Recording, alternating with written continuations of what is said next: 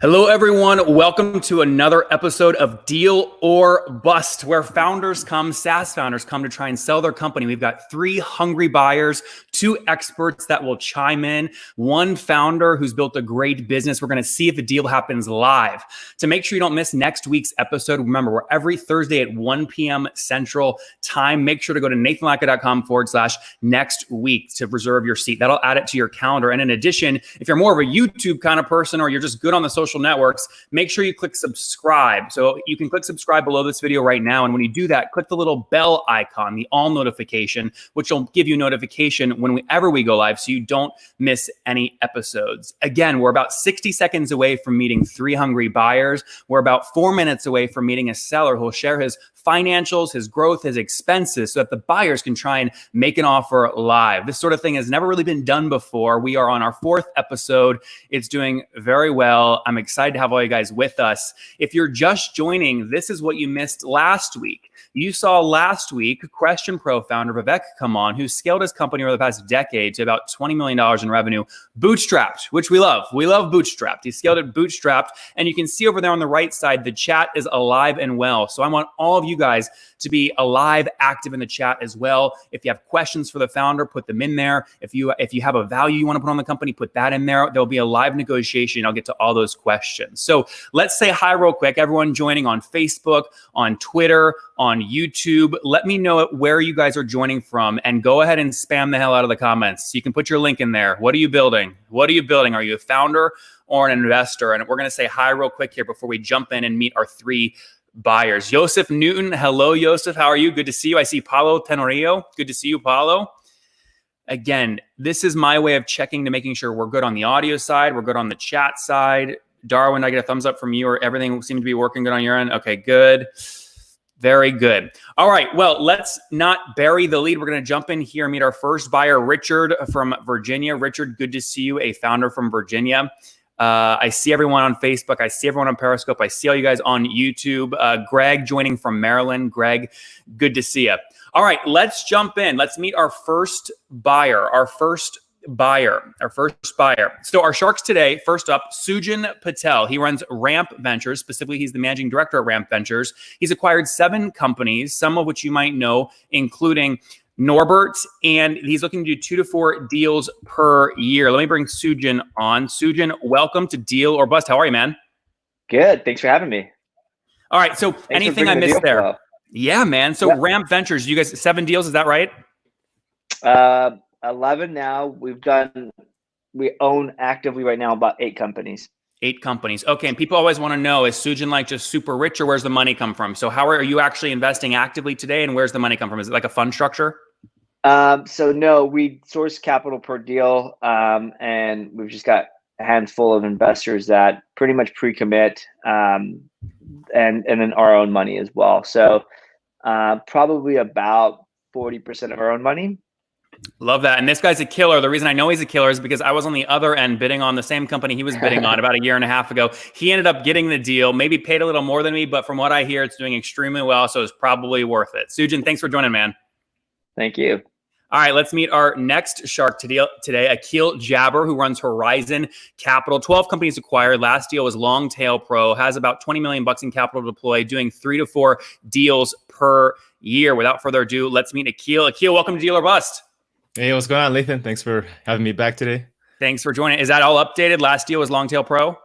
No, we had another deal last year. So we have a more recent deal based in Brazil. But yeah, we're looking to do at least 2 or 3 deals this year. What was that company in Brazil? What was the URL? It was a Green Digital.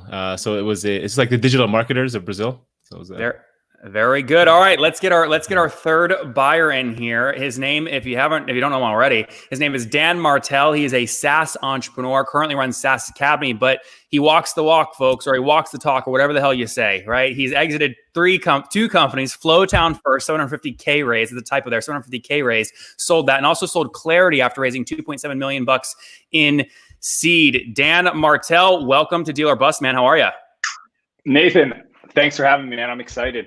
You bet. I'm glad you're on. And now look, Dan is one of those guys. He's an operator. He's got some capital. He's going, you know what? If I find something I can buy and come in and run my playbook, I want to do it. And if you're wondering, well, Dan, how much capital do you have to deploy? The answer is pretty simple. It's this, right? You're trading, Dan. You're trading the land. If you see a deal you like, you trade the Lambo, I'm gonna right? have to invest a little bit more than a McLaren, but if they're going to take it on trade, I'll do it.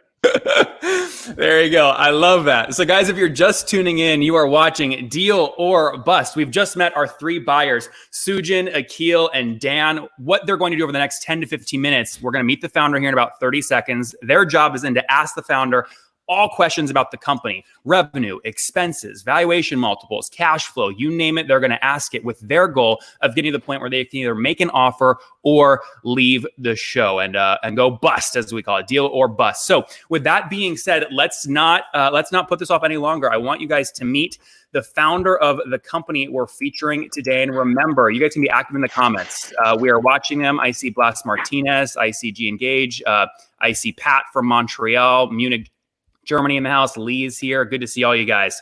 All right. Our founder today, without further ado, is Mr. Brennan Dunn. Brennan is, how are you, Brennan? I'm good. How are you, Nathan? I am doing well. Brennan is running Right Message, and there's some history here. Dan Martell tried to recruit Mr. Brennan for his first company, and Dan, Brennan, I hope this isn't embarrassing. I asked Brennan, I go, Brennan, why didn't you join Dan on the first company? He goes, Dan is just a hustler and he has a personality, and I just don't know that I could match that energy. So you guys have some history, which is good. Brendan is a smart dude, man. He made the right call because he went off and did a whole bunch of really cool stuff. So I'm actually really excited because I love your business, Brendan. Cool. All right. So Brennan, jump into it. The company is called Right Message. Give us the breakdown. What's the company do? Yeah. So when we started, originally we were going to be a personalization software. So, I'd been personalizing my different companies since 2011. And by personalizing, I mean taking into account who somebody is, what they need, what we already know about them, and changing stuff on a site. So whether it be a sales page or a call to action or whatever. We quickly learned that the issue with selling personalization software when we launched was that in order to personalize, you need to have segmentation data. Most companies do not segment their audience, their customer base. They track purchases, but they don't go beyond that. So what we've started to do over the last year and a half or so is roll out tooling that lets people segment people on their website, either through behavior or through straight up surveying and quizzing, and then feed all that data into their backend. So whether it be their email database or their CRM. Then allowing them to use that data to change up like opt-in forms or next steps on the site based on, again, who somebody is and what they want. So at the end of the day, what we do, we link your site up with your email database so that when a returning subscriber or customer is back on your site, you're not hitting them with annoying opt-in forms, which is dumb because they're already on your list. Instead, you're pointing them to the next thing that they should be doing, like buying a product or upgrading their account or something like that. Sujin, does the product make sense? What product questions do you have? You said you started off as a personalization. What did you evolve to? I believe I've seen some changes or kind of new products come out the door. Yeah. So when we launched, think Optimizely's UI, but instead of basically being able to say, like, if they're tagged this in HubSpot, or if they are on this list in MailChimp or whatever, then change the feature testimonial through point and click stuff to be somebody in their industry versus just a generic case study. So that's what we started with. But a lot of people were saying, we want this, but how do I know what industry someone's in? Or how do I know like what their need is or something? So that's when we started to roll out these different segmentation tools. Gotcha. Cool. How many customers do you have? We have just shy of 300. Yep. A Keel product makes sense to you? Yeah, I like this product. This is nice. Are you guys using the browsing history to segment them as well? We are, yeah. So we look at things like, so we track every page somebody goes to on your site. And you can segment off of like landing page, original refer, even what kind of content they're reading. So say it's a WordPress site, you could say, hey, they're mostly reading articles about marketing. So pipe up to our CRM that fact so that when we hit them up with, emails, we can focus on like, hey, we know how important it is for you to improve your marketing as a SaaS company because maybe you have that info too. So yeah, we collect behavioral data on top of survey data. Dan, product makes sense? Yeah, no, I love the product. I remember when you launched, Brendan, this is really cool. My question would be is what's the perfect use case? Like what customer segment do you feel it's a perfect fit for, and how would they use it, and what kind of results would they get? Yeah, so the people who are having the best luck are the sort who they do a lot of content marketing. So they build an email list. When they create new content on their blog, they email their list with that new content, bring them back to the site.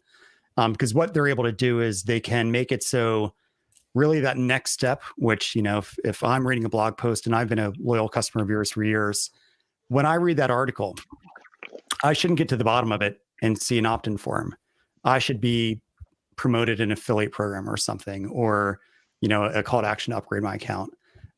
So the ideal use case would be companies that have more of a progressive kind of flow from like anonymous visitor to email subscriber to trial to active customer to maybe churned. People who have this kind of progressive way of tracking, people on their list. Right Message really shines in making it so when they're back on your site, you're pointing them to that next thing in a really nice visual way. So instead of doing a bunch of weird form rules or anything, you're just visually mapping out, hey, if they're a subscriber and they're back and they don't have an account with us, promote the trial. They're currently in a trial, promote like a help doc or something. Brendan, do you have a case study with some numbers in regards to lift on trial increase or consumption? Yeah, we actually just published one. I don't know the numbers off the top of my head, but if you go to the blog. I'm going. Go ahead, Brendan. Keep talking. I will navigate. Okay, cool. Screen share. Yeah, they had a 3.3x, 330% lift. I guess that would be in overall opt-ins. So what they did is this is a nonprofit. We just ran all the data with them. What they were doing before was kind of the typical, normal opt-in forms, exit pop-ups, that kind of stuff. But they moved towards more of a survey-based model where they're finding out like, hey, are you actively looking for a career? Yes or no? Yes. Okay, cool. What about like what industry are you looking in or whatever? And then it would lead them to a personalized opt-in form. So if they're looking for if they're at a specific kind of stage in their career and they're looking to take this next step, the next step for them, that opt-in form, that newsletter opt-in would be different to them than it would be just somebody else. So they were able to basically just get more daily opt-ins, which leads to daily sales because they were able to redescribe, if you will, the lead magnet to make it more relevant and appropriate to that person. Dan, does that make sense? Yep. And in regards to pricing, how is it structured today? Yeah, so we start at $29 a month, which is for the what we call the call to action funnel component, which lets you just visually map out what pop-ups, what opt-ins should be shown to different people. The personalized plan starts at $129 a month, and then it's based on your monthly unique visitors, so not page views, but total unique visitors. And really, we have some people who are, in the 4-figure range, but it's like a handful of people. Most people right now, I think our average revenue per user is about $100 a month at the moment. Hey, quick question from the audience, Brennan. And guys, if you're just joining, you're watching Deal or Bust. We've got Brennan with Right Message joining us. We've got 3 hungry buyers, Sujin Patel with Ramp Ventures, Dan Martell with SaaS Academy, 2-time exited founder, and Akil Jabber with Horizon, asking questions with the goal of over the next 10 minutes or so, building to making an offer. What's the max that they would pay for Brennan's company, a personalization platform at rightmessage.com. You can check it out. They're asking questions. You guys also get to ask questions. Like you see, I'm featuring Yuka Paulin's question right now saying this is interesting, unraveling, getting more light. Brennan, quick Mario question here. Mario Costen says, how is this different from automations and active campaign? Yeah, so we don't send email. What we do is think of it as when you're on your site, you want somebody to do, or you want to show different messaging, you want to show different calls to action based on who they are, what you know about them. Just like you do in active campaign. In active campaign, you're using that data to send different emails to people. We're kind of the yin to active campaign's yang, if that makes sense, where we're able to continue that. If you're sending out super personalized emails in active campaign, maybe you're talking about the industry they're in, their job role, whatever else. What you don't want to have happen is they then leave the email, go to your site to buy, maybe they hit a sales page, and now it's just generic. So we allow there to be continuity between personalized emails that ActiveCampaign's sending and a personalized, say, product page or sales page. When they click from ActiveCampaign, or when they click from the email, I should say that ActiveCampaign sends over to your site. So we actually we look at it as ActiveCampaign is your single source of truth. That's where we push data up to. That's where we pull data down from. And then we just know like, oh, this person's segmented in this way in ActiveCampaign. So we're going to use that to change the site. And when we learn new things about them, maybe based on behavior, we're going to push that data up to ActiveCampaign, just so it's centrally warehoused, but also so you can send better emails. Yep, good stuff. So guys, we're going to get into revenue figures now and jump into, again, how the company's actually working, the real numbers. And this is actually coming from Mark B, who's prompting this. Mark saying, love the concept. I may have missed this, but Brennan, what's your MRR? So just like a good Ryan Seacrest open loop before the American Idol winner is announced, here's what we will do. If you guys are loving Deal or Bust so far, the Shark Tank for SaaS, go ahead and click the thumbs up button right now, wherever you're watching, YouTube, Facebook, Periscope. If we get 50 thumbs up, literally right after this slide, you will see revenue data from Brennan. Brennan, give us a little hint though, while people are doing that. What year did you launch the company? So we launched it about 2 years and change ago. So it was January of 2018. And what was total revenue first year? Do you remember? It's in Barometrics. I could find out. I don't know it off the top of my head. What was it definitely lower than? Well, when we launched, I can tell you when we launched, I believe out of the gate, we were at about 7,000 or 8,000 a month MRR. So we built up a pretty good launch list of a few hundred people who were, interested in the product. Yep. And then we kind of had, honestly, this has been a hard product to grow and sell to people, mostly because personalization is such a new thing for a lot of people. So we've had a lot of educational hurdles to kind of get over. We didn't find until, like, if you look, actually, all of this is on Barometrics, by the way. So if you go to our Barometrics, you can see everything. But back in March of 2019, so a little over a year ago, we launched that call to action product, which is the ability to segment people and all that stuff. And in the span of 2 months, we went from about 20,000 to almost 30,000 in MRR when we launched that. So we were really happy about that. And then we started to get some. It went well, but then we kind of we've been stagnant for a while, and it's largely just looking at the numbers because I've thanks to being on this, I've really started crunching through all of our revenue numbers over the last few days. But we had this really nice spike when we launched the call to action product, almost at about 30,000. We had some natural attrition. Brennan, real quick, sorry, was that this spike here in May 2019 that you see on the screen? Yeah, March, May, 2019. Yeah, yep. So that jumped up a bunch, and then we had to kind of completely change how we sold, because before we were doing all high touch sales, product demos, all that kind of stuff. We wanted it to be more of a lower touch model. I don't like sales calls. I like more evergreen automated ways of getting people to buy stuff. So we've been learning how to do that for a while. It's been slowly ticking up, and then COVID happened. And since March, we went from almost 30,000 again, and now we're at 27,000. So we lost a bit of, we had a lot of companies who just either emailed us preemptively saying, we don't know how money is going to be like, can we just pause our account? And we said yes. And we also had somebody, or a lot of people, I should say, who outright canceled, just said like, look, we're in hospitality, we have no business anymore. And which sucks, but all things considered, we're hanging in there considering all the crap going on right now. Sujin, is the 2K revenue drop because of COVID a concern to you for this business, or no? No, I think COVID hit everybody, and the numbers are going to reflect crappy from March to whenever it's done. But things are growing, so yep, I should see an upward tick.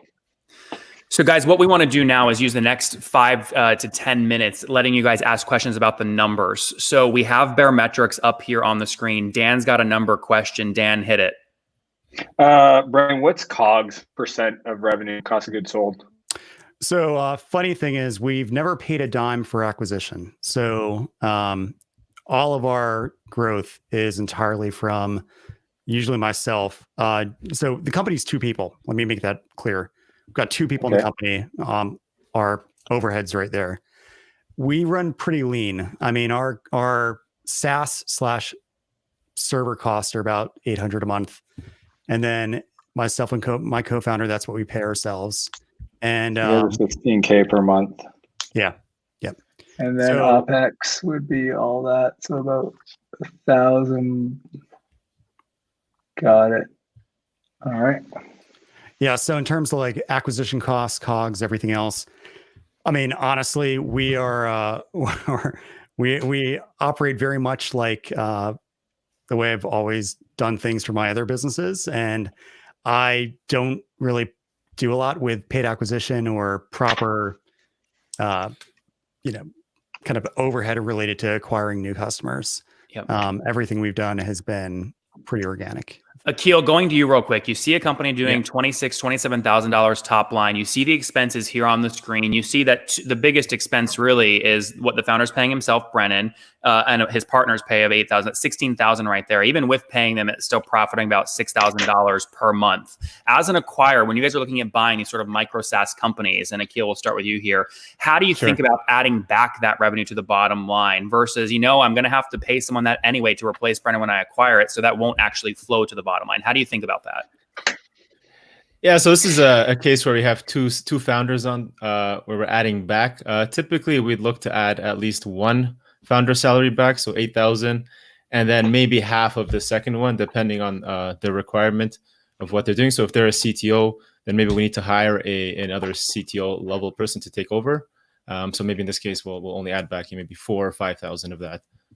Brennan, what do you think people, if Sujin or Dan or Akil bought a right message, what do you think they could run it for? Would they need to replace these 2 $8,000 salaries with someone else like you?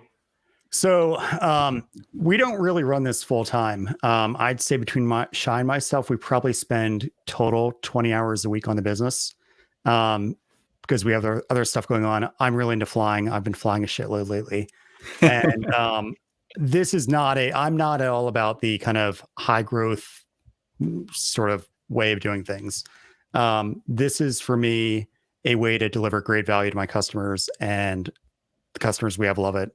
And it's not I've done the high energy stuff back in my a few years back, and I'm really enjoying how this is going now. So I would say in terms of to replace us, I mean, basically right now it's myself doing all the sales and marketing, which is really just doing sales inquiries, support stuff, which takes about 30 minutes a day. And then doing the content creation, going on like podcasts, and you used to say being able to go to conferences and speak there, but that hasn't been happening much. And then Shai's the developer, so he's the in charge of all things technical. But yeah, we're not burning the midnight oil with this, and we never really intended to. Yep. Sujin, what would you model here? You're putting a pro forma together. You're trying to work towards valuation, what you'd offer the company. What do you think cash flow would be if you bought the company? Yeah, I think I'd probably add back the developer, the Shai, and then look at. I probably wouldn't add back Brennan's time, and really, what would it be? Like maybe if you guys are doing it both part time, not 8K each, maybe it's like 5 or 6K a month developer.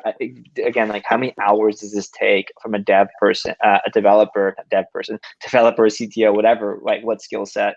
And then I just kind of add that back in operating. But I think based off what I saw, I think this thing can kind of run at probably 15 to 17K in profit with the team in place. Yep. Guys, those of you just joining us, you're watching Deal or Bust. We're going over the metrics associated with right message. Ryan Shank from PhoneWagon asked a good question. What's average monthly revenue buildup, gross new MRR, upgrades, downgrades, churn, and net new MRR added? Brennan, I'm going to scroll through your bare metrics. Do you want to comment on that? Yeah, I could looking in the last 30 days, we have a credit card upfront trial. So we get about 200 people a day hitting the site. About 100, maybe 80 to 100 of them are anonymous, because we're tracking how many people on our site are new, beyond just GA, but like are actually not on our email list. So in the last 30 days, we've got 23 trials, so a little less than a trial a day. We added about 2,500 in revenue. lost due to churn 1,500 or so in revenue, and we had a small amount of expansion revenue. We haven't really optimized too well on optimizing for expansion revenue. But yeah, I mean, that's about what we're averaging, is about 1 per day. Yep. Dan, any questions on the unit economics? Well, I got a ton of questions. So I've got a good sense of, and really what I'm trying to figure out is kind of, seller discretionary earnings and kind of backing out into some kind of number, looking at the cost that I'd have to incur around support dev, content for marketing. A few questions I have, Brennan, is concentration risk about your personal brand being the primary driver of top of funnel. You mentioned that that's kind of been the organic path. If you're not involved in the business no more, is there a monthly email you're sending out to your list to fill up top of funnel? What would not be present? So I've tried, honestly. I mean, you can't do much about things like Twitter, but when it comes to, so I have another company called W Freelancing. It's about more than 50,000 freelancers and agencies on that list, 10,000 customers. So that's where most of my actual income comes from. And I haven't really done much cross promotion. I know it sounds crazy that I haven't done a hard promotion of this to that waiting audience, but I've, a lot of it early on, yes, came from me tweeting a lot about what we were doing and kind of building in the open. But these days, most people who hit our sales, so this is consistent organic. It's going to keep flowing. Most of the people who hit our sales inbox, they don't know who I am. So yeah. Got it. Guys, Why are people churning every month, Brennan? 10% churn seems. Yeah, biggest thing, honestly, is the people are really intrigued by the idea of what we've done, but there still is a good amount of setup work, namely around figuring out, all right, well, what do I offer people differently if they are a returning subscriber? And then how do I put together this funnel? And this is new to people. So it's kind of like throwing somebody headfirst into, say, ConvertKit or HubSpot or something. And they really haven't done email marketing and saying, do it, right? Like, because most people are coming from, let's say, Opt-in Monster or Sumo or something where they're used to just pop-up forms, but putting together these journeys that are leading people to different forms and different offers and stuff requires, it's not just a one-to-one translation. So that's typically what happens is a lot of people they just don't get activated on the trial, or even if they buy, they buy into the vision, but they don't have the time to do the setup and configuration. Yeah, I mean, a big, our number one churn, because we do collect, why are you canceling? Cancellation reasons. It's basically don't have the time. Got it. Like the biggest reason. Do you measure activation? Like, and what is the activation? Like what qualifies somebody's activated? Yeah. So for us, activation would be a few things. First off, the biggest thing is getting it, actually putting the script we give you on your site. So if you don't do that, you're not getting any value from us. But the other thing that we are just now starting to heavily report on is looking, because we have conversion data, and we built an internal dashboard where we can see like what accounts are doing what that is causing them to stick around. The big thing is when people go through and set up a series of segmentation questions that lead to very personalized options. That's the hard part. But when they get that, without fail, they never dip less than what they were doing before. So opt-ins go up, and beyond just opt-ins going up, they're also getting like 2 or 3 data points attached to every new subscriber. So instead of adding somebody to MailChimp blank, you add them to MailChimp with the fact that they have this primary need, they're in this industry, and that this is their job role. Do you guys do any other data enrichment, Brennan, with Clearbit or other? Yeah, so we don't have like a formal integration with Clearbit, but we do have a lot of customers who use them. We have one who uses LeadWorks. We were just working with them on where they can pipe that data in because we can ingest any data. Like a webhook integration of sorts, like a Zapier or something. Like so Clearbit does its thing. It de-anonymizes that IP, and then it pipes like industry, company name, all that stuff into right message. Then we can work with that to personalize stuff. Guys, so we're getting closer. We're about, I want to be about 5 minutes away from buyers. You guys getting to the point where you feel like you can make some sort of, hey, I think I'd pay this for this, and then get it back and forth going. We've got Peter in the comments jumping right in saying, Brennan, I'd take this bad boy over for and pay them 20% of revenue for the next 10 years. My team can scale this. We'll keep paying them their salary until 20%, $16K per month, but take it over right away. What are your thoughts on something like that structure? My thoughts on that? I mean, I do enjoy working on this. So let's just put it that way. I do really enjoy building this product and really getting to see. I mean, I know for a fact we could be doing things that would have us grow faster, but then I'd be a lot more burnt out than I am currently, and I'm not burnt out at all right now. So yeah, I don't know. But Brennan, let's just get the numbers. He's talking 72K a year, if I look at it right. 30K NRR. It can fluctuate up and down. 20% of that's about 72K a year for 10 years, 720,000. Obviously there's risk on your part that he messes up the revenue and goes to zero. It's not a bad offer. Yeah, but then there's accountability that I don't have currently. Brennan, you can say fuck off. We're live on YouTube. All right, Peter, this is good stuff, guys. I want to pull Peter's comment in because all of you are watching Deal or Bust. We're literally seconds away from Dan, Akil, and Sujin potentially making offers here on Right Message, a personalization company that Brennan has founded.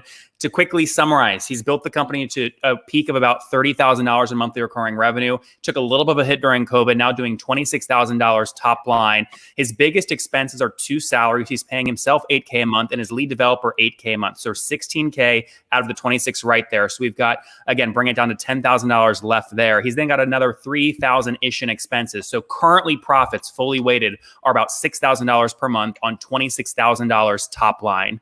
Annualized, that's about $320,000 a year in revenue right now. Profiting, call it $70,000 annually. That's if you take this month's snapshot, multiply by 12. So 320 top line, 72K in profit. All of that being said, one of the things you have to ask as a seller when you're buying a company like Right Message or micro SaaS in general is, can you add anything back? Can you add some of that 16K in salary back and juice profits a little bit? These are all the things that our buyers are thinking about right now. We're going to do about maybe one more question from each of them, and then they're each going to work towards saying something along the lines of, I would offer something like X for the company. We'll go back and forth with Brennan for 5 to 10 minutes, and then we're going to jump in and hear from the experts. But you guys are also playing along. You can leave a comment right now. If you have questions, we'll work them in. And also, what would you guys value this company at? 320K top line, 72K in profits, very hot space, personalization tool, pure B2B SaaS, all recurring revenue. Brennan, anything else I missed there in the summary that you want to add in?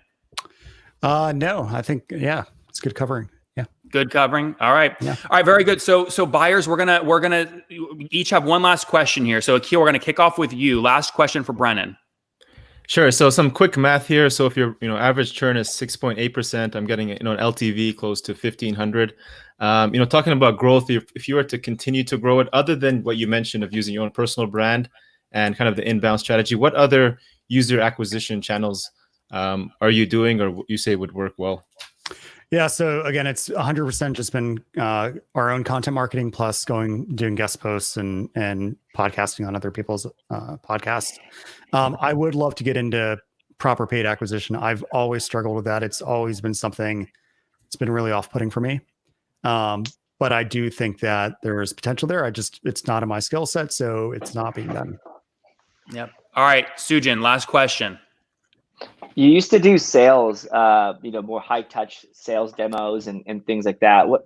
What happened there? Like, did it not work? Was it too expensive? What was what happened? You want to know the honest answer was I hate having things on my calendar. Oh, you were doing the sales. I was doing. Okay. Yeah, that's the honest answer. Did it convert better? It converted great. Yeah. I mean, that's how we got to where but I really wanted to build a more low touch model, which my other business has been. I like more the automated ways of letting people self-select, sign up and buy and everything else. And I do realize, especially out of the gate, that we had to do the high touch one-on-one product demos and stuff. But I don't want to spend 40 hours a week on Zoom calls, honestly. Fair enough. Me neither. And did you have a different price point at that time, or was it the same price point? It was higher. Yeah, when we went out of the gate, our pricing was insane and stupid. It was like $100 a month per 10,000 visitors, which it kind of worked. But when you'd get to like certain accounts we were talking to where their bill would be like 10 grand a month. It just fell apart then. So yeah, I mean, it was working. It was hard because we weren't doing any sort of qualification. I was just letting anyone book. And then I'd sit on a call for half an hour with somebody who they're like, oh, by the way, I don't have a site or something, like, yeah, I mean, that's right. And so I think had I been a lot better and more aggressive at qualification, it would have been a different story. Fair enough. Thank you. All right, Dan, bring us home. Last question before we get into offers. And talk to me about the tech stack. How is it built? Yeah. So it's Laravel on the back end. And I believe it's Vue.js is the front end JavaScript stuff. I actually don't have commit rights to the GitHub repo. Shai made it that way. So because I'm a developer myself, and he's always like, look, you just focus on this stuff. Let me focus on the code. So it's well built. I mean, I've worked on a number of different code bases, and we get very few of our support tickets are bug related. It's mostly issues around how do I actually use this and the way I need to use it or something. So it's very solid. It's well tested and everything. Cool.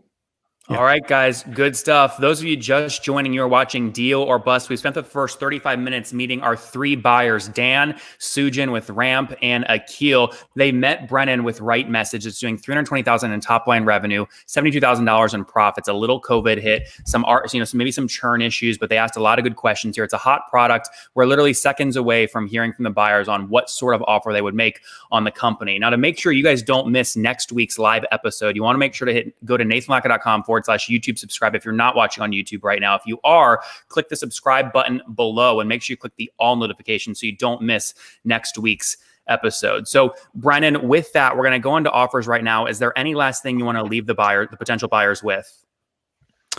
No. All right. With that being said, let's go to Akil first. So Akil, how are you thinking about the company? So overall, I like the product. I think a little red flag there for us is the churn. So, over 6-7%. We like to be kind of under 5%, but I do see opportunity to improve the product and develop it to maybe reduce that is my thinking. In terms of the numbers and actual valuation, I think I'm in line with Sujin on that. Around 16K is what I would come back to in terms of add back. So adding back maybe 10K to that bottom line. And then, whether we're using, ARR or even the SDE there, my number is probably closer to that, probably 480, 550 range is what I'd come up with. Maybe 600 on the top end, but with some kind of structure to de-risk around that churn, I would say. Brennan, this is your show now. What do you think? I mean, I would.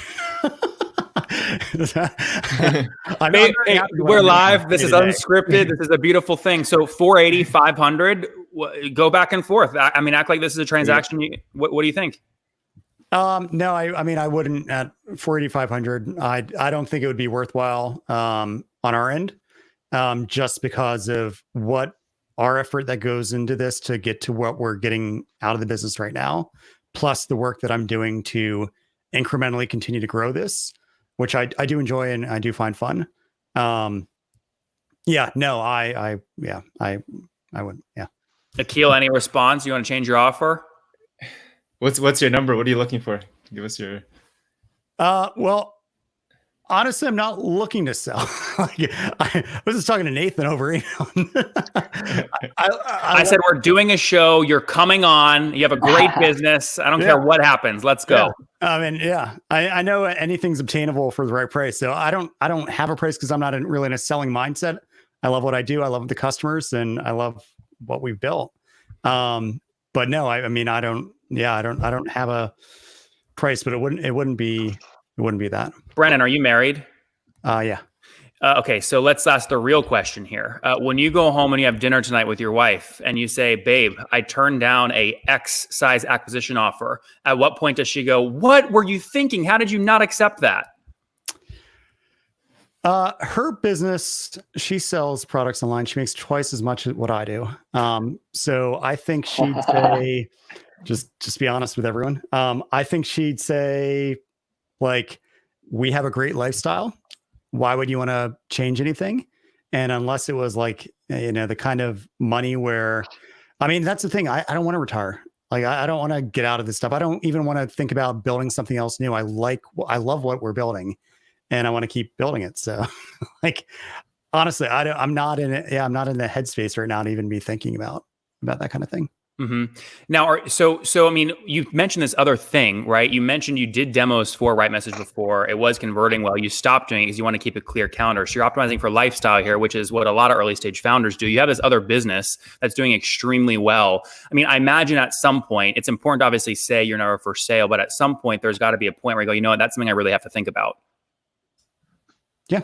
I mean, it is something I need to think through. Yeah, I mean, I would need to think through exactly the implications of it, because I've seen a lot of companies get sold that completely screw over their customer base, and I don't want to have that happen. That happened. I sold a SaaS a few years ago called PlanScope, and the buyer completely screwed it up. And So yeah, let me ask you this. Sorry, Brandon, jump in. What would you like to see the buyer do? Like, I'm assuming you want to keep this thing afloat, treat it right, grow it, expand the product, whatnot.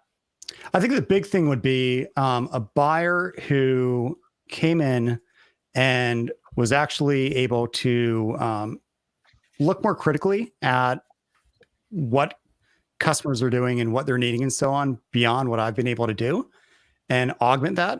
Because I've just been, again, my focus has been, this is not, to me, a intense whatever, for lack of a better way of putting it. And I know that sounds amateur and lame, but at the end of the day, I'm looking to build a great product, which we've built, and have a good cohort of customers who we support and grow with.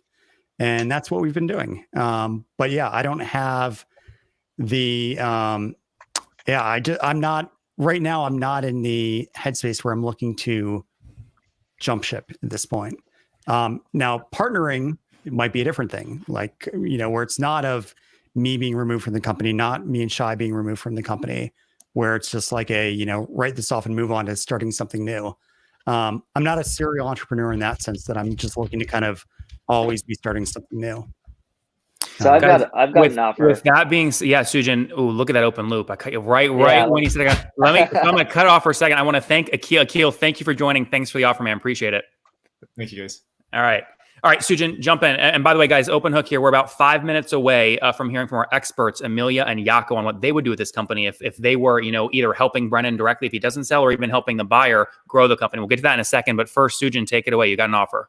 Yeah. So, I mean, I'd probably do somewhere around like 500 to 600K for buying about 85 to 90% of the business. We'll evaluate the business. Let's just evaluate it at 2x revenue, and would buy 85 to 90% of it. Keep you guys in however you want to split it with the rest, and with the plan to grow it. You would be removed from the organization. Maybe just keep on. You guys can be advisors. And the reason for that, let me back up. Our plan would be to grow it, expand the product, kind of treat it like you guys are, and what your vision is, but frankly, execute better. And we would want to remove you from the day-to-day, because we don't want you to operate it. If you have the ability to grow it, you already would have. It does look flat, which is why my valuation up front is much, much lower. I think you out of the gate, you had some pretty good growth, but for the last year and a half or so, according to Bedmetrics screenshot that you guys showed, it looks pretty flat. And so, yeah, I mean, that's kind of what I would do. And the upside would be you would gain in when we sell it, or what we do with it. And I would actually put this to kind of sweeten the pot a little bit. I know it's a pretty shitty offer based off laughing at the last offer. I would say you just get distribution. So you would get cash monthly as we would make more money, assuming we would make money and not drive this thing for growth. Yeah. I think my biggest issue there would be that when it comes to what I do when I work on the business, I really do enjoy getting in the weeds strategically with people and helping them figure out, all right, what are they going to do with our product? and then writing content about that. I mean, that's my day-to-day, is creating new content for the blog or whatever else that's focused on takeaways from support interactions. So I really enjoy doing that, and I really love my job, and I love what I'm doing. So I would have an issue stepping back and just kind of milking cash flow, if that makes sense, because I really do, again, enjoy what I'm doing. What if you kept working on the blog and you just got a consulting fee on that? Just the stuff, like the forward facing stuff, for the stuff you really like. I see your this content. This is good really content. Good I'm just gonna say this is Shark Tank style, because I'm listening to Sujin. I'm liking what he's doing here. And Brandon, I appreciate, obviously, where you're at, and when I look at your peer group of friends, I can definitely see that same bias towards, you're an artist, you're a craftsman, you've built this product, you care really about the community and the people that trust you, and last thing you want to do is sell it to Sujin and him say like, hey, we're gonna put the prices up 3x, and and I know him and he wouldn't do that. But I would. Sorry, keep going, Dan. Well, yeah, you would. Actually, we talk about this all the time. That might be the smart thing to do, is make this really super enterprise. And, we're going for kind of the bottom of the market, because that's most conducive to not doing long, drawn out sales stuff, right? Brandon, what's the least amount of equity would you want to retain if you did exit? Like, are you willing to give up control, or are you saying you want to sell a portion of it to somebody that can help you as an advisor?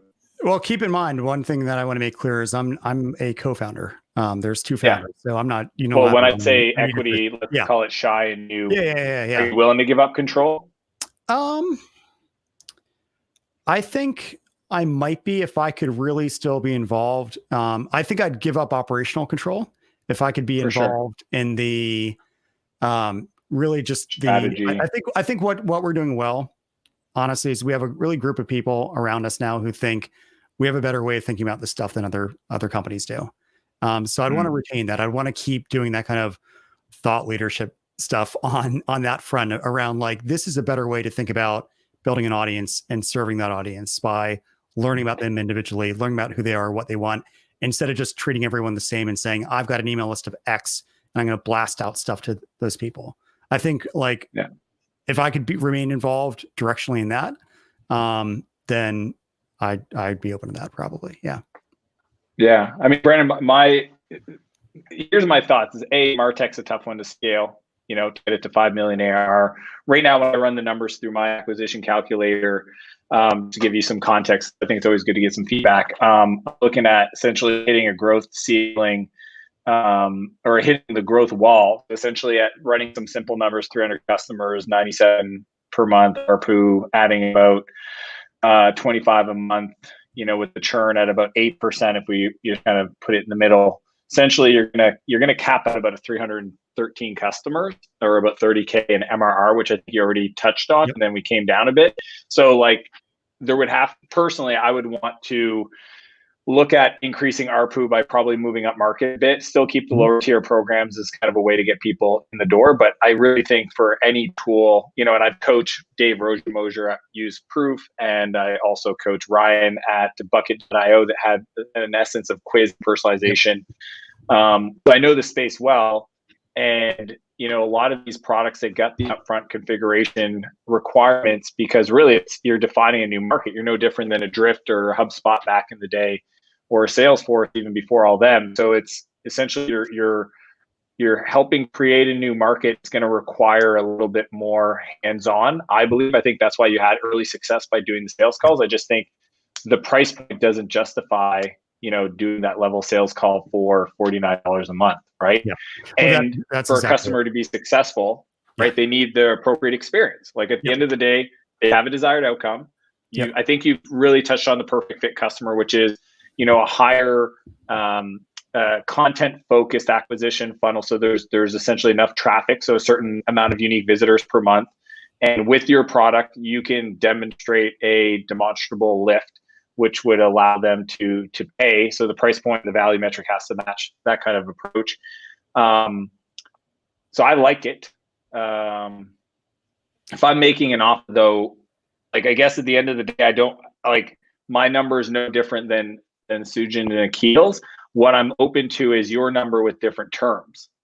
So you know my background and my abilities. I'm interested in actually coming in as an operating partner, building the team, working with you to figure out the opportunity, taking care of all the operational execution, having you involved as the essentially the Colonel Sanders, if you want to use that kind of analogy, but essentially the face of the company. And it's really just about what would the terms need to look like for you to make it a hell yeah. Because to me, it sounds like if it's not a hell yeah, the whole thing doesn't really work. I'm interested in making this like a 50-year company.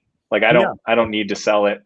I think it could, and it's gonna be a bit of a like long-term kind of got to build it over time, MailChimp style. Yeah. And I'm okay with it.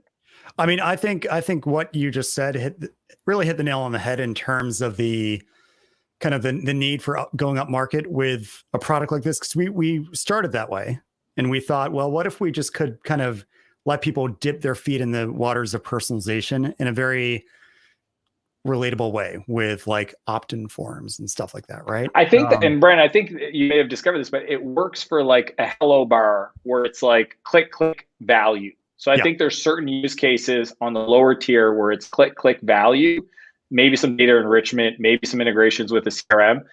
But to really get this thing meaningfully deployed at a company that's doing 3 to 10 million, there's some heavy lifting that needs to be done and some creative thinking, and it's going to require a higher touch point, and that's cool. I love building those kind of companies. I love building sales teams. I love building customer success teams. Well, to go back to your question, I think what I'd be looking for then would be my weaknesses are in operational management, hence why we intentionally have a smaller team, because I like that kind of I don't like needing to, like I've been trying to get at, and I don't know if this is a weakness of mine or what, but I just don't like needing to I've built up over the last decade, I've built a very nice lifestyle business. And while, high growth and lots of money is a great objective, done the wrong way, it could, like I was at a mastermind with a bunch of friends lately. One of them is a CEO at a company we all know. And he basically missed every mastermind, the whole thing, because he's there doing Zoom calls with, team leads and stuff the whole time. And I was thinking like, I don't want to be in his position ever. So I think, from my perspective, what I'd be looking for would be somebody who's really good at operations, but also at building a sales team, because I do think that that's where this would need to go to is having a proper sales organization instead of it all being 100% inbound people searching Google for how do I do opt-in forms or something, finding our content, opting in, and then buying on their own. They're not going to be, they're the ones who churn out after 2 months. So Brandon, what's the number? Because obviously, guys, we're running low on time. Try and get to something here in the next 2 minutes. I coach the best of the best, ClickFunnels, literally the best of the best. I'm not cheap myself. So for me to want to get involved in your business, it needs to be interesting. I'm cool looking at like you price our terms, but what's the price? Because their offers are fair based on where you're at in the product and the market, but there's also the discrepancy between you don't need to sell, so you're not a motivated seller, but nobody can overpay because the economics don't make sense for the opportunity cost in the market, because there's definitely other companies out there to buy, especially in MarTech. So what's the number? I think for me would be, I wouldn't be opposed to the number range everyone else has floated, assuming it wasn't just an outright buyout. I think if it was more of a basically coming into the business, injecting some, capital into it to grow the sales team and everything else. Know-how. What's that? So capital, know-how, operational, in line with your vision. Is Shai going to stick around, or do you think he's kind of done? No, I think he's as into it as I am. So essentially more of the same, but with a little bit more structure. You removing yourself from anything that you don't love to do, which sounds like anything that shows up in your calendar. Yeah. And somebody's going to come in and build a sales team, and you're okay moving up market and building a little bit more high-powered. I'm just not mid-market. Our current structure where it's the two of us. I'm not for sure. Totally makes sense. Going to go up market how things are. But you do understand there's a growth ceiling that you're I do. really close to. So I Yes. mean, without improving ARPU, which probably will come as a byproduct, even looking at expansion revenue is not going to get you to a point where that number starts looking like $100K a month, right? Without moving up quite a bit, which requires an appropriate experience for those buyers, because as you've discovered, they do want to talk to somebody to understand how it works, and they're going to want some consultative, implementation execution to make sure that it delivers the value proposition you've promised on your website. So interesting. So everybody says, Dan, what's your offer? What's your offer? My offer, I mean, if you're cool with the 600K, then I'm cool coming in, offering that, figuring out the terms from a percent point of view that makes it so that you guys still would be excited about the business. So maybe the valuation is kind of around that price point, but your equity retention is going to be 30 or 40%. And then also knowing, from my point of view, there's going to be commitment from you and Shai. So there's going to have to be compensation for that. And wanting you actively involved in quarterly, yearly planning, so that you guys feel comfortable with the implementation and execution. I'll probably bring in a CEO that I've worked with in the past. That's awesome. I've had 16 companies I've coached exit in the last 12 months, and they're all itching to do something else. So amazing dudes. I've worked with them. I know them. And there's cost involved. Like, that's why the offer is not a lot more. And honestly, I think 600 is on the high end, because there still needs to be investment in the product, marketing channels, cost acquisition. And being at 30K, you're not in that, million ARR level to really justify a higher multiple. Mm-hmm. Yeah. Sujin, real quick, let's try and narrow this down. Can you beat 600K? Do you like Dan's offer? Do you guys want to do something together, or are you out? I'd be up for something together. I agree with That's Dan. fun, Sujin. Yeah. We'll figure something out. I think you were very fair in opening up the terms a bit and the percentage.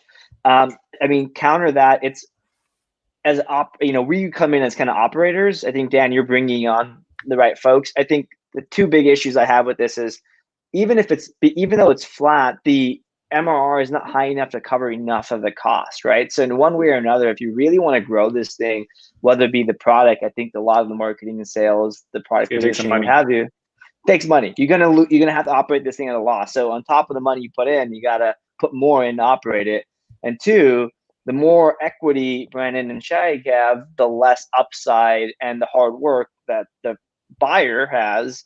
So that just kind of adds more risk to the deal, because I got to put in the work and give more equity and put in money to operate the company. It's that's kind of three risky elements too many.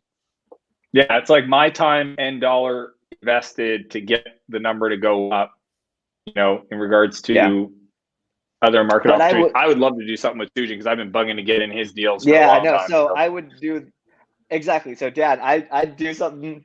Brandon, I've heard great things. I believe Dana used to work with you back in the day. So familiar with the space. So I think I know there's some folks coming in to give some growth advice. So I think we can maybe take this offline to see if we can work out a partnership, Dan. And if you're interested, Brendan, having Sujin and I, both of us are interested in working together, because we've been wanting to for a while. And I think you got that already. Yeah, that'll be a trifecta. So Brennan, here's the offer. Yes or no? Sujin plus Dan, never before happened in deal or bust history. 2 sharks in one deal. 600K, you get both of them. Big networks, a lot of value add. You get to keep sort of the lifestyle you want and upside in the company. It sounds like they're going to let you keep some equity, but it's a $600,000 offer. You guys obviously need to work through the minute details of the terms. But yes or no? Is that offer one you want to accept? I mean, I could say hypothetically yes, but I need my co-founders on here. We need to meet Shai too, if we're going to be business partners with them. Hey, you know what? Listen, man, if you're interested, we'll literally take it offline, look at the details, try to keep it simple, and figure out. Yeah. All right. That's cool. Hey, that's a freaking bell ringer, folks. That's a deal, I think baby. so. Sujin, Dan, appreciate you guys coming on. We're going to wrap up, guys, with our experts. Amelia, you've been watching very carefully, very quietly. You see a lot of growth data because you run growthhackers.com. Also run a very successful conference coming up. I believe it's virtual later this year. What would you do to this business to grow it quickly? My goodness. Congratulations, Brandon. You're muted. I'm muted. I'm just unmuted myself. Can you hear me? Yeah. Okay, perfect. So congratulations, Brandon. You did a great job building a great product, and I'm sure that Dan and Sujan will help you build a great brand and a great company. So congratulations. I'm super excited for you. What I would say on top of that is that, yes, retention seems to be the number one problem at the moment with the numbers we've seen. But at the same time, we also see that churn has been going down throughout the months. So that's a great sign that you are doing a great job with product market fit. In terms of helping you experiment on the hourglass and not only the acquisition funnel, I think that definitely I would experiment a little bit on acquisition with the copy. I see that your website, you hand on your enemy, but you do not hit it. And I would definitely hit this email enemy that you mentioned before. So that is the experiment I would run for acquisition. Of course, there are tons of others possible. Another one for activation. I also see that you have a certain problem with activation. I would do templates per industry and get them ready. So once someone joins for a trial, they can simply choose the industry they're from. If they're e-commerce or a SaaS business, they can simply get going without thinking too much, you know? Mm-hmm. Another thing that I would do, so I'm sharing some experiments for each step of the hourglass. So ARRR, you know? So for the retention one, I know that you have built this amazing product like growth strategy, and your product's pretty much self-served, and that's great. But at the same time, I'm curious about the possibilities with mid-market. I think it's not a product for enterprises. Believe me, we are in the enterprise SaaS business. It is not easy to build a robust tool for the enterprises to join. But at the same time, if you have a self-serve product like yourself, experimenting with mid-market does not seem to be too complicated. And I would definitely do that first with the customers you already have. So these ones already staying there, the customers that are already with you, these ones, if they're paying monthly, maybe you could experiment with having them pay annually. That would definitely strike your churn right away. And at the same time, in terms of referrals. So in terms of referrals, I see great opportunity for you, because as you are losing and missing customers as you grow, I mean, almost the same amount of customers are joining and leaving you every month.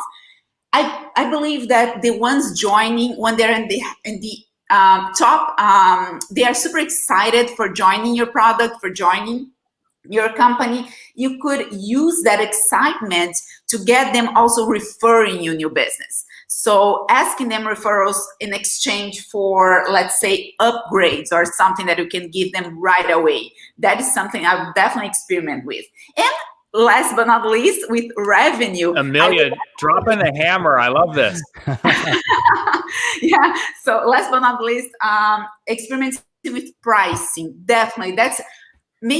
That's the last thing I said, but that would be the first thing I would do if I were you. You know, if I were in your place, if that was my business, I would definitely experiment with pricing. I think you can definitely 10x what you have today, just with pricing alone. And that's something for Sujan and Dan to think along with you. And this pricing structure can be experimented along with maybe a new channel. I would definitely try to add a VAR, or a partnership program for agencies. You're an agency guy. I know that because you were with us at Growth Hackers 2 years ago for an AMA session, and we learned that about you. And I think you have lots of ideas on how to bring value to agencies as well, since you lived in this environment for so long. So I would definitely experiment a little bit with partnerships, because I think for the marketing, for the CMOs or the marketing leaders to think on using a product like yours that is very operational, I don't think they would do that. But if they're working on a large organization, working already with agencies, if the agency brings your product in, then the company could buy in, So you go up in RPU just for that, just for having that reseller. And for the agencies themselves, if you offer them the opportunity to add their services on top of your products, for them, that could also be presented as a new revenue stream for them. So, I mean, I know that there's a lot of ideas, and I invite you to go to growthhackers.com. We have over 1,000 growth experiment ideas there for free. So just go there, download, upload them on our growthhackers.com, our softwares, experiment software. You can simply upload that thousands of ideas there and start experimenting. So yeah, congratulations again, Brandon. Thank you. Yeah, that was awesome. Thank you, Amelia. And Brennan, Amelia was in your shoes. She came on the show, the podcast that I do a while ago with Content Tools, which, Amelia, is your main business. And I believe you've probably grown since this, but you said about 840,000 back in 2017 and have since scaled. So congratulations. Thank you. Yeah, Content Tools, actually we joined forces with Growth Hackers, and now Content Tools is called Growth Hackers Workflow. And with Workflow, marketers can organize all of their processes in terms of content creation and publications and managing multiple websites. I mean, I see a great fit for this software and your offer as well. And I think we can even think about partnership together and maybe launching new materials. I know you love content marketing. I love content marketing. We can definitely think about that and perhaps bring more customers to your product as well with the Growth Hackers machine. Yeah, let's talk. Amelia, thanks so much for joining.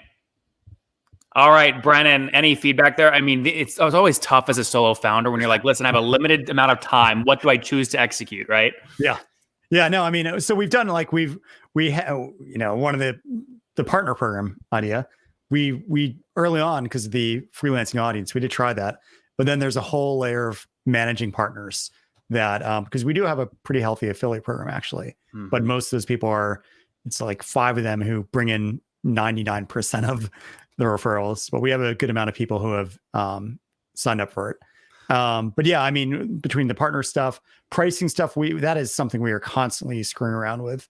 And it sounds like from what we discussed today, especially there's opportunity. Market, there will be zeros added to the price. Well, once you do go out market, there's an opportunity to build a sales machine. We've got the guy that Storm Ventures consults with. They put all their portfolio companies through. He's on many stages, has many books. His name is Jaco with Winning by Design. Jaco, thanks for joining again. Hi, can you hear me? Are we doing good? We are doing good. You're going to wrap us up here with some amazing energy. So if Brennan and Sujin and Dan work together and they do move up market, how should they think about hiring some of their first SDRs? First and foremost, if you don't mind, I'm going to distract for a second. How many, the viewers last week, 14,000 viewers. Okay. Here's what the advice was. Although this was happening in front of them, 14,000 viewers will experience this week how it needs to be done. What we see with Brennan is what we all see as the core, the true value of the founder. The founder that doesn't sell for money, that wants to deliver good product, that wants to say, hey, it's a lifestyle choice I made. That's the real deal. And I want everybody to see that when that happens and when you stick your ground to say, like, I don't need to sell for money. I do it for lifestyle. I just don't like my meetings on my schedule. When you're true to yourself, you can still close the deal that you want. They don't have to go at the cost of each other. So I, thoroughly enjoy being in the presence of like true founders that are, down to the core, standing on rock solid foundation and know what they're about. Thank you. Thank you for sharing this with us. Okay, now how you increase your sales. It is screaming at all of us who are looking at you and are trying to read what is on your t-shirt. Can you go a little bit up or point the camera down? Teach everything you know. Your way of selling, and I'm going to call it customer-led growth. Product-led growth, everybody will point you towards product-led growth because the intent is you build great product. This product not necessarily grows that fast. Product-led growth really grows fast if it's an individual user, not if companies starting to grow it. So what I would like to see, if there's an opportunity, if you can Google, define customer-led growth. If you can do that, Nathan, for me. Yeah. They define customer-led growth. I believe that your key, and if you read that term up front, that's standing on the top there, customer-led growth, there, you see it there spelled out. What we need to do with you is we need to make your customers your sales organization. Your customers. Now, your churn, you got big churn, but primarily they were because of the wrong marketing campaigns. You see you sign up a lot of clients, and then you see your churn going down because you just churn through the wrong customers. Yeah. But on the other side, you got plenty of great customers that are sticking with you to 300K, and you're hardly selling. Yeah. So that's what you need to define. How can we turn your customers into a sales organization? We're going to do that by you. You're going to teach. You're going to educate. What I would love to do for you, if I would, if I have a challenge for you, then I would challenge you on the following part. Challenge with the same idea that you think about product and how you've built it and how you made it, and turn that energy and that style on defining an entire new way of how you sell. No salespeople. So just jumping in real quick, Brennan, you do a lot of this. You create amazing content. You have a whole side company that sort of does this. You mentioned the referral program. Is the referral program the current way you're like trying to bring your true believers in as promoters? Yeah, but oftentimes it's just happening from, people will buy, like I have courses on email marketing, and people buy that, and then they kind of get it. They drink the Kool-Aid that way, and then they make their way over, 3 months later and sign up for an account that way. So there's a good amount of, like, my big thing, like you just mentioned, Nathan, is I like massive, like my best article I've ever written so far was on Ramit Sethi's site, a 9,000 word article that has gotten me a ridiculous amount of business over the years. And it's nothing but, here's a deep dive, because I'm an analytical, data-driven guy. Like, here's everything that I did to achieve X, Y, and Z. Here's why it might work. Here's why it won't work. And just giving away the farm has been our best. I mean, our entire sales and marketing strategy is produce really good educational content and say, we're a shortcut to implementing this stuff, but you can go, by all means, go and figure out how to cobble the system together independently of us.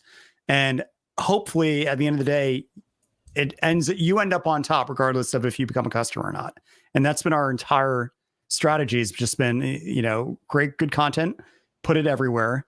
And then let people kind of self-select to take that next step. So we never do any hard sales or thunder. It's rolling. Oh, wow. That's loud. Oh, wow. Yes. Here's what it is. I would like you to contemplate. This is the raw outline of your sales approach. I would like you to contemplate, to bring a client on, similar to what Nathan is doing. If you, in a live YouTube session, cannot show with them while they have been using your product in a period of an hour, the impact you've provided for them, then you give them 3 months subscription for free. That's the cost. At $159, that's $450, $500 acquisition cost. You spend half an hour where you show them the impact their product has provided. And the reason here is why, Brendan.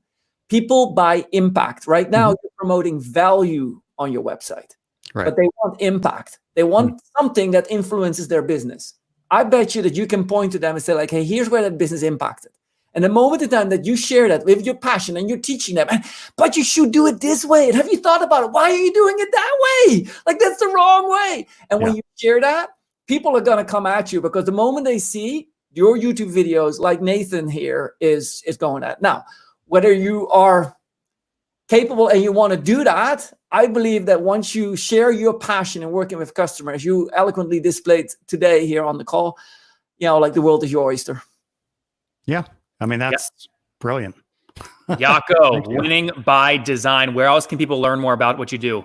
Like you, we love living on YouTube. We believe that YouTube is the way on how we share our passion, because it's on display. YouTube.com/winning by design, and you're there with us. You will find us. My name is unique enough that I want to again say, Nathan, and you would like the amount of value you and Brendan are putting on display for us this week again. What we're learning from us, this sharing is amazing. Thank you. It's all Brennan. The show doesn't work without a founder who has a lot of courage and a lot of guts, and the buyers coming on. I had no idea what I was getting into, but I'm glad I got into it. This has been awesome. Jaco, thank you. All right, Brennan, as we wrap up here, we'll summarize. Those of you just tuning in, you're watching Deal or Bust, you're catching the end. We met Brennan, who was selling a company or looking, he didn't want to sell it, right? But he said, you know what? I've got a great business, a great life, but if the right partners come along, I might do a deal. He found some interesting partners in Sujin and Dan Martell. They're going to take it offline. He's got a co-founder he has to talk with. Right. But generally speaking, they like the idea of a $600,000 deal on the right terms. Now, if you guys are watching this going, wow, I want this sort of exposure. I would like to buy a SaaS company, or I would like to sell my SaaS company. I encourage you to go to nathanlatka.com/casting. We are casting for future episodes, and we'll definitely take a look at your application. Additionally, want to thank all of you guys last week that grabbed the new issue of Latka magazine. We sent it off to the printer.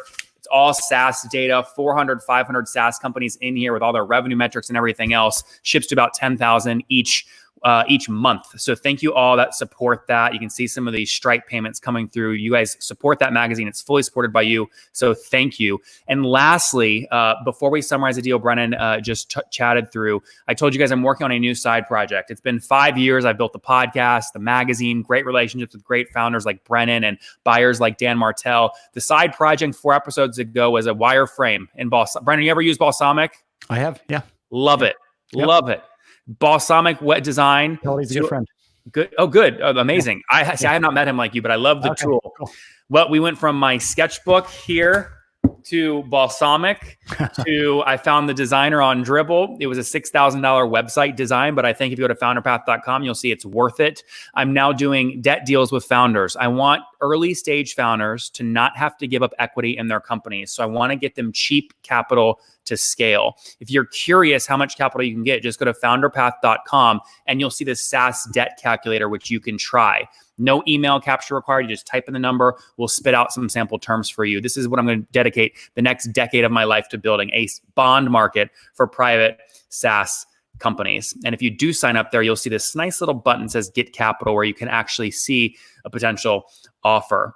All right, to wrap up, I just again want to thank everybody and remind everyone, don't miss any future episodes. nathanlatka.com/YouTube to subscribe. If you're watching on YouTube, click the subscribe button below and the bell icon. Today, we had a very courageous, very brave Brennan come on with Right Message, a personalization tool for your website. We had buyers on. They ultimately talked through the metrics, doing $320,000 top line, $72,000 in profit. They agreed at a high level on a $6,000 deal pending Brennan's co-founder. Brennan, you excited to take this offline with Dan and Sujin? I am, yeah. Just to chat with them. Yeah, absolutely.